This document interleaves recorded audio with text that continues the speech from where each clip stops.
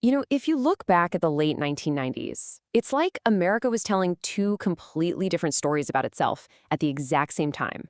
One story was all about this incredible, unprecedented economic prosperity. But the other one? Oh, that was a political drama that nearly brought down a presidency. So how can a country be at its absolute peak and on the brink all at once? That's the paradox we're going to unpack.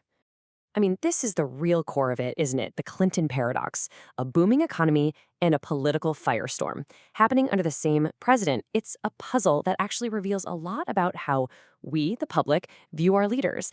And that's what we're going to try and piece together today. And to really wrap your head around the sheer scale of this economic turnaround, you just have to look at the numbers.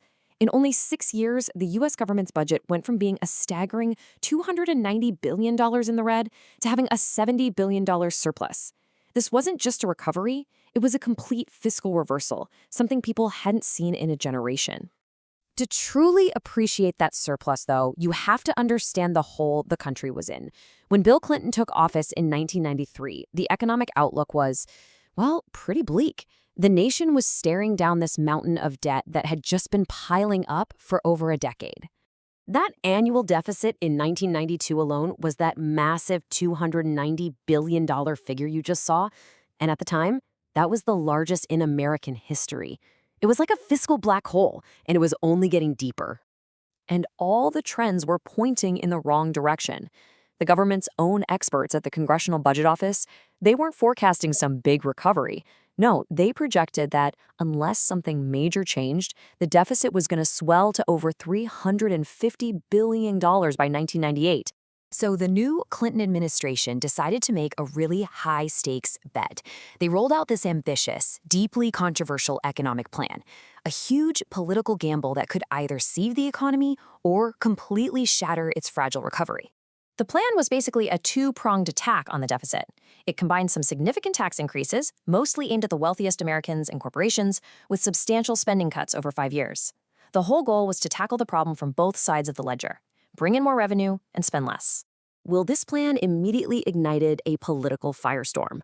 Opponents just slammed it, calling it economic suicide. They argued that raising taxes would kill jobs and plunge the country right back into recession. The opposition was fierce, it was united, and man, was it loud. And this is how close it came to failing.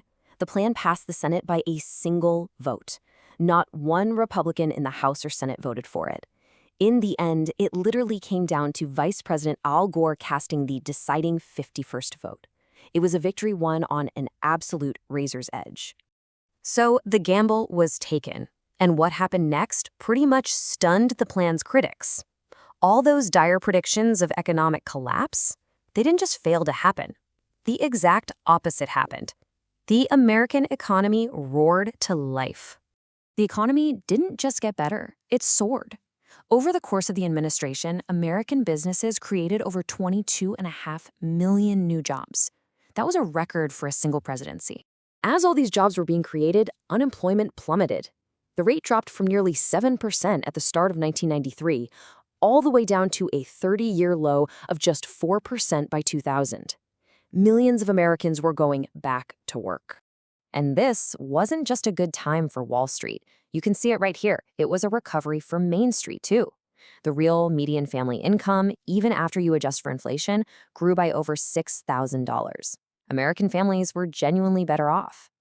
And this timeline just shows you the payoff of that incredible growth.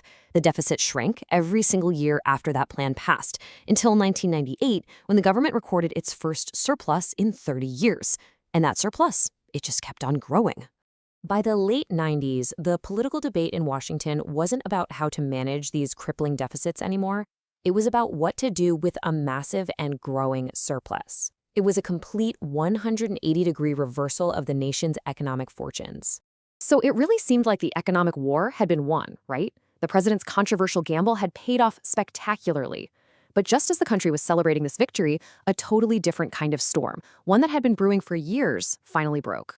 So in 1998, the national conversation just shifted dramatically from budget surpluses to subpoenas and scandal, and it all led to only the second presidential impeachment in American history.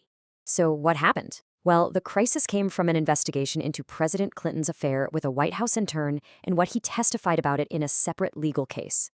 The Republican-controlled House of Representatives ended up impeaching him on two specific charges: perjury for allegedly lying under oath and obstruction of justice. The entire year of 1998 was just consumed by this drama.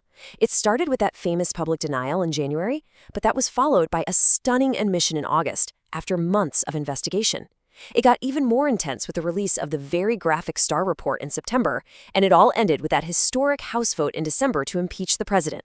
So you've got this booming economy on one side and this deeply personal and political scandal on the other. You would just assume the president's public support would have totally cratered, but it didn't. And that's where this story gets really, really interesting. What pollsters and analysts started to realize was that a huge chunk of the American public was compartmentalizing. They drew this sharp line between the president's private life, which a lot of people personally disapproved of, and his professional performance as president, which they overwhelmingly approved of. And the data is just stunning. Look at this. In January, before the scandal really took over the news, Clinton's job approval was a strong 61%. In August, after he publicly admitted to the affair, you'd think it would tank, right? Nope. It actually ticked up to 62%. And get this, in December, on the very day the House voted to impeach him, it surged to a remarkable 71%. This just highlights the huge gap that opened up between Washington and the rest of the country. While the political establishment in D.C. was moving to remove the president from office, public support for that action consistently hovered at only about 30%. The vast majority of Americans simply did not want him removed. And this brings us right back to the enduring question of the Clinton paradox, one that still echoes in our politics today. Where do we draw the line between a leader's private conduct and their public duty? In the 1990s, powered by a strong economy, the public gave us one answer. The question is, would we answer the same way today?